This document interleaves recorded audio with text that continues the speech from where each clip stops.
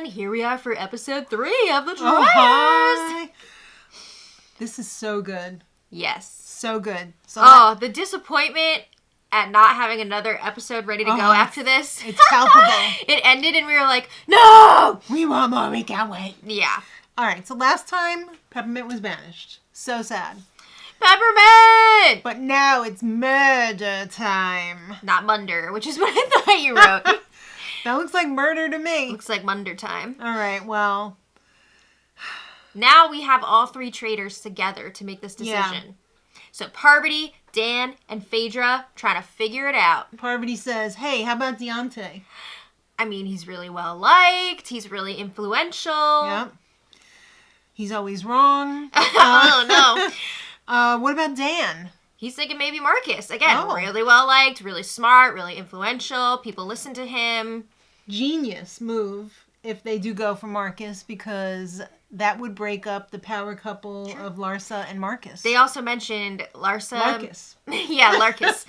Larsa might go a little nuts without Marcus there. I could see that. I could see that. Yeah. Okay, so Phaedra says, what about Janelle? To which Dan said, I'll kill you. He didn't say that. Don't you touch my Janelle. Yeah, but basically, Janelle, really strong competitor. She is not afraid to say what she thinks. Mm-hmm. So there's a good chance that she could figure out who it is. And throw people under the bus. So. All right. So those are the choices here. They make their decision. Mm-hmm. They put the wax seal on it. Yes. They hand it off to Alan. And Alan delivers it silently and secretly. Yes. Okay. So the next morning. Breakfast time. It's time for breakfast. Delicious breakfast. The thing that struck me from last season so much was how much everybody looked like they were really enjoying breakfast. I'm sure they get a great spread. When Kate would show up in her cute little clothes. I miss her sweater with the sheep on it. And freaking redhead from Rachel would be like, sorry. Put some respect on her name. GD. She would be like, you and your ugly sweater. I love that sweater. I want one. Kate, you're a traitor. I do miss that dynamic. That was I'm sure something like that will pop up. I'm sure. I'm sure. So everybody's arriving again in their clumps for breakfast. One group that really stuck out to us. The 3 kind of like, meh. Kevin, Bergie, and Ekin. Ekin Sue. What a group. Yeah. What a group. Yeah. So then everybody arrives except for Janelle, Marcus, and Parvati.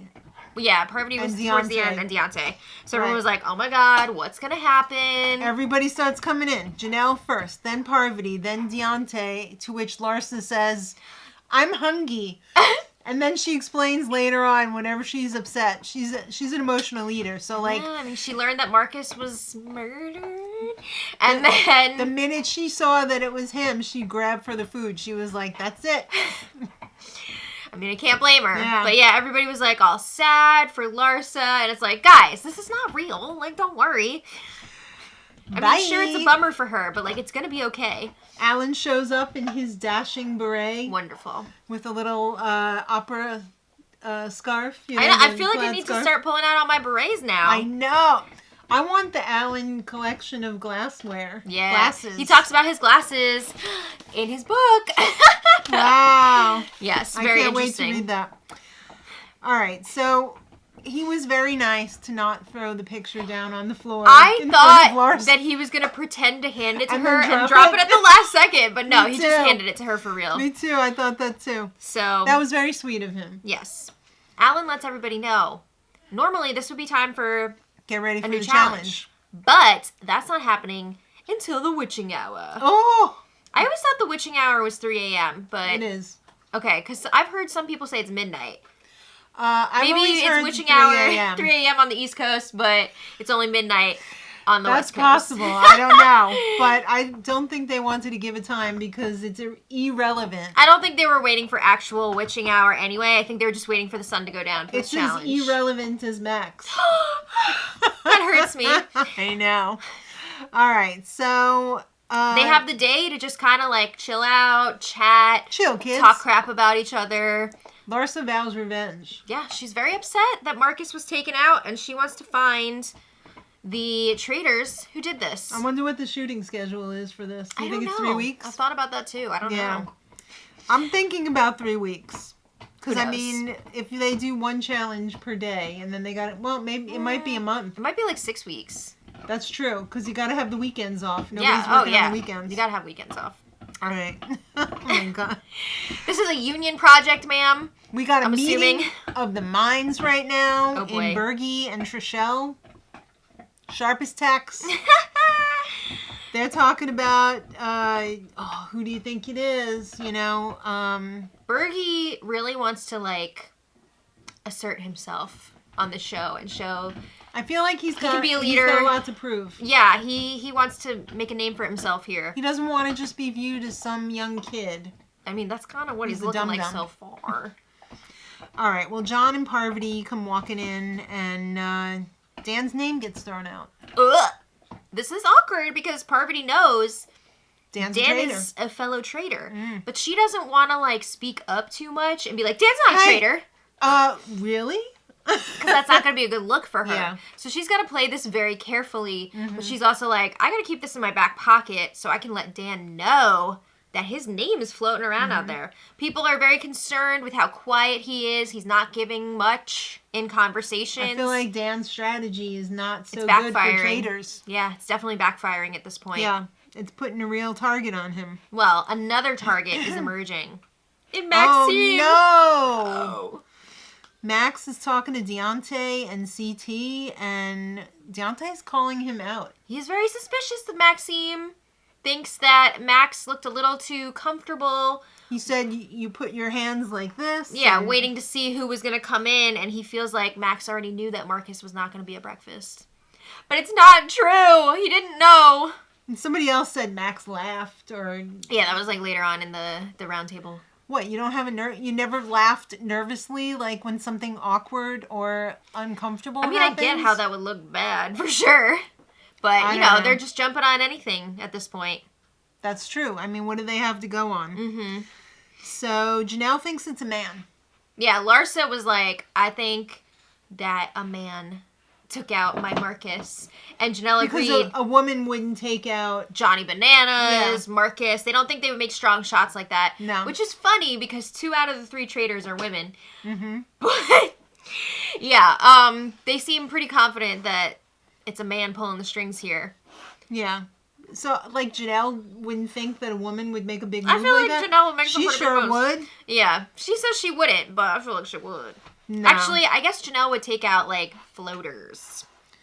I guess. You know, like, people that aren't really... Floaters, grab a life vest, Kristen. Yeah. People like Kevin, Bergie, Ekin-Su. Why would you... I would never get rid of them, though, because they are just collateral damage. You know what I mean? Everybody's got different strategies. All right, well, Dan's getting nervous because Dan doesn't like to hear his name. He doesn't have to want to plan another funeral for himself. I know. You can only plan so many funerals for yourself. Exactly. All right, so it's time for the challenge. It's dark outside, and $20,000 is buried in some graveyard. Oh, my goodness. All right. It's kind of spooky. Tamara does not like graveyards because her greatest fear is being buried alive. Well... Maybe she'll be eliminated by the time they get to that challenge. Because there is a challenge like that coming up from what we've seen in the trailer. Yeah. It's funny that all of the names on the tombstones are the people who have been murdered this year and from last season. Good times. It was nice to see some of those names pop up again. All right, so you got to go grave digging for gold. I don't know how successful they will be, but there are a lot of gold diggers in this bunch. Yeah. And there's 3 shields up for... the taking. Right. So you had to, like, dig. You had to actually, like, smash graves. Smash the concrete. So you had to... I don't think it was real concrete. Probably not. You had to find, like, tools around the graveyard to help you do this. So at first they were having a hard time finding the tools. It's not that easy, daughter. There's another factor here. There are 2 searchlights scouring the graveyard... Not stopping. Who was it? Kevin said that this was a mix between Lord of the Rings and Nightmare Before Christmas, which I don't know about that mixture. I don't know. I don't see Lord of the Rings here at all. I don't see that. I feel like this is like Conqueror's Bad Fur Day when they had to like break into the, Mr. Blue, Mr. Green. I don't know. Yeah. It's been a while since I've played Conker's Bad Fur Day. I know, right? It's gotta be like 20 years, right? Yeah, it's been a long time. Okay. But anyway, they have a spotlight. Right. And if you... moving around the field. Get caught by the spotlight... Actually, there's 2. Yeah, out. Yes. And there's no coming back. Right. So they've been split into 2 groups. The first 9 are going to go in. The starters and the bench warmers. Yes. So as people are eliminated, a sub will go in for them until there are no subs left. Right. You would think that this would, they would have their S together, but... They didn't. MJ thought she was going to do really good. Did she? Well, no. Not great. She didn't. She was the second one out. Yeah. Third one out. The searchlights, it seemed like were moving fairly slow. But I guess you get caught up in what you're doing, and you don't realize that one's coming for you. You get caught up in the first 2 seconds, John? It looked like he ran into the light. He did. So he was out within seconds. Yeah. Yikes. CT was like, I'll go in for John. I'm going to do this. I'm going to, smash this graveyard. I'm going to smash it to pieces. So he did actually find... He found a hammer. Who found the tool. Yeah.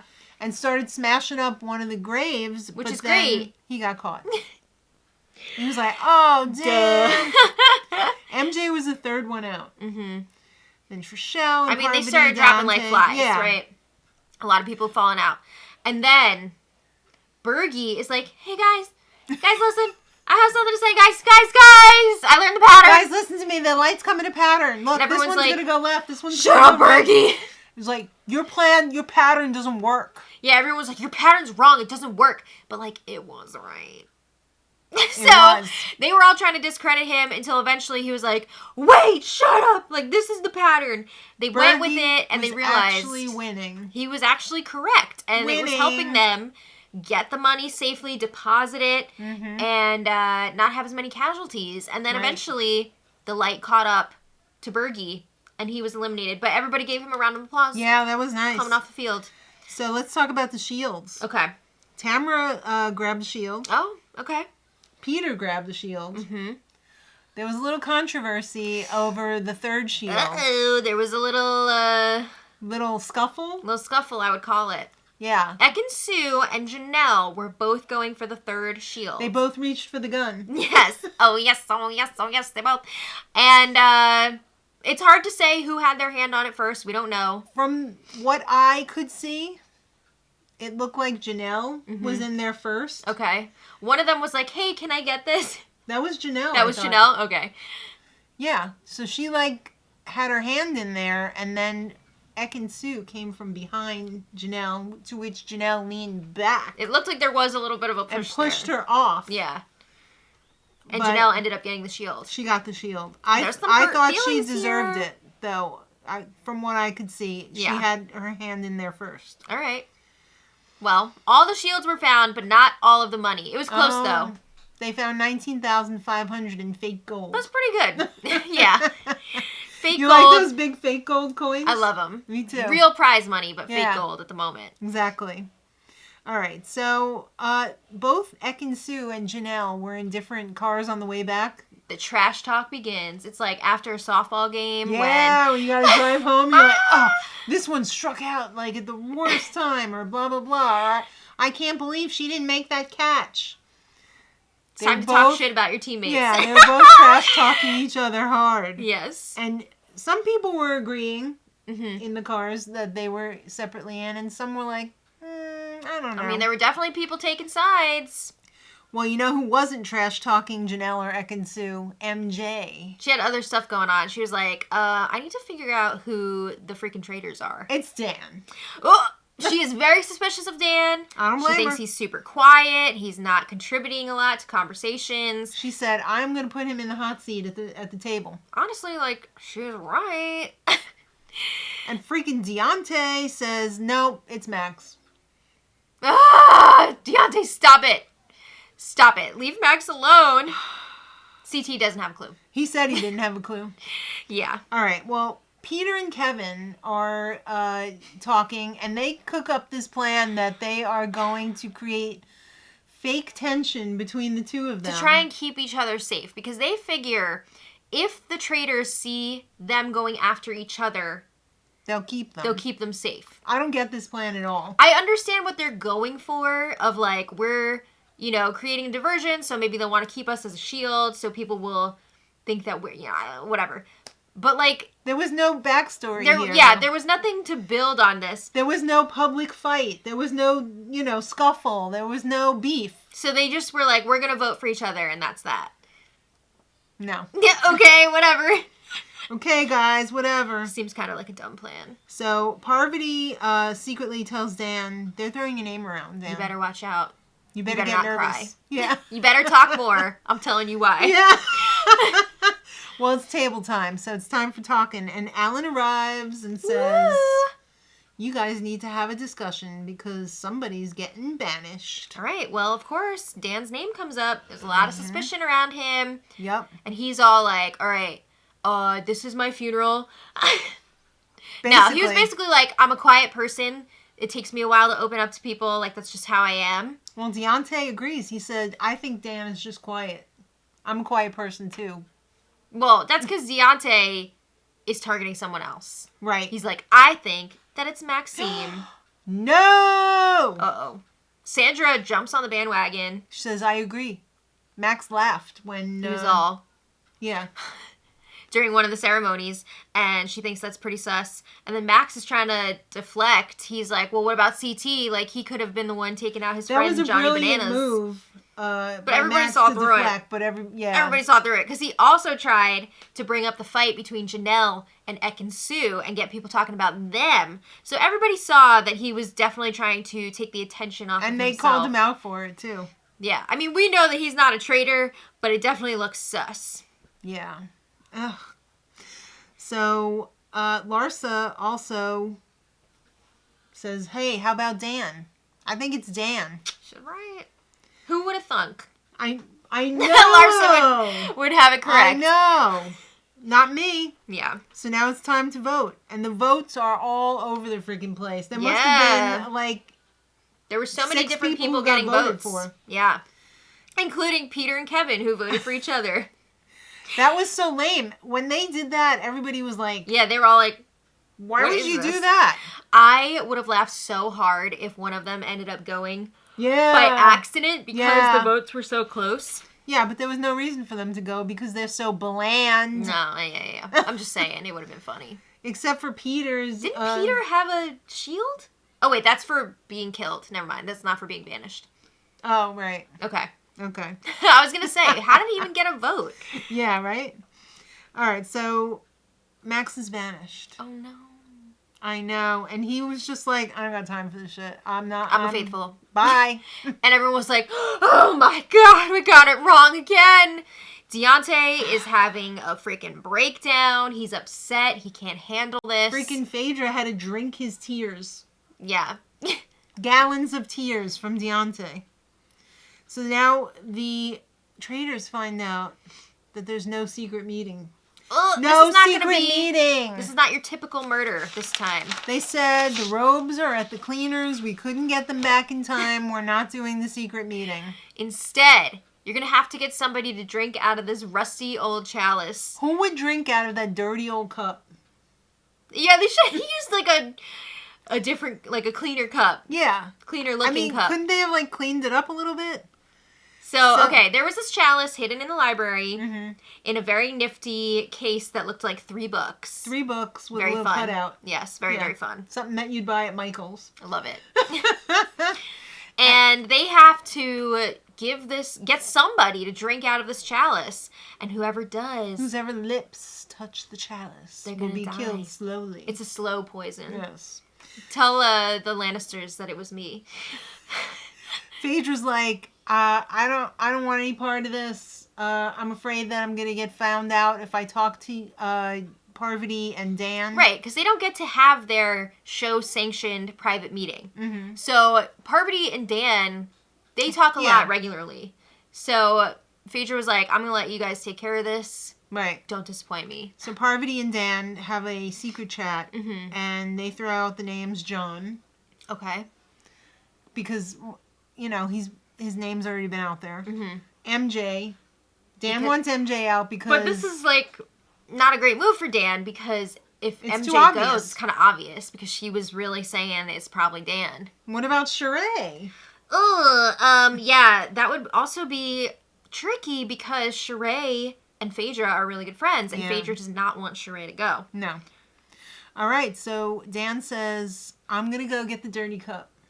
Which he didn't even end up getting. Parvati had to get it herself. Yeah. And then it was Black Widow time. Why didn't he grab it? I don't know. I don't know. I guess maybe he didn't have a lookout. Maybe he was just finding it and telling her where it was. Who knows? I don't know, but he found it. She came in. I guess he was kind of the lookout when she grabbed it. Yeah.